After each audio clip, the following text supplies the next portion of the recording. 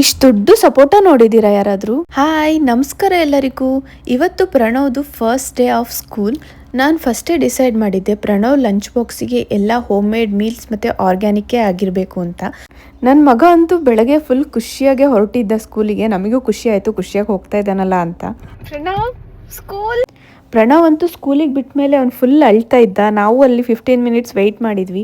In case ತುಂಬ ಹತ್ರ ವಾಪಸ್ ಎಲ್ಲ ಕಳಿಸ್ತಾರಲ್ಲ, ಸೊ ಕರ್ಕೊಂಡು ಹೋಗೋಣ ಅಂತ ಕಾಯ್ತಾ ಇದ್ವಿ. ಮನೆಗೆ ಬಂದ್ವಿ, ಮತ್ತು ಅದೇ ಟೆನ್ಷನ್ ಆಗ್ತಾಯಿತ್ತು ಹೇಗಿದ್ದಾನೋ ಏನು ಅಂತ ಹೇಳಿ.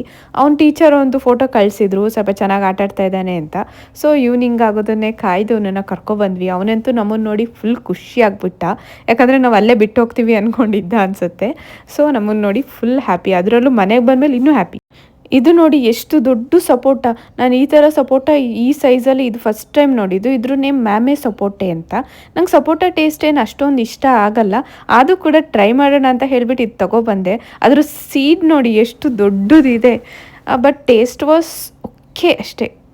ಓಕೆ, ಬಾಯ್.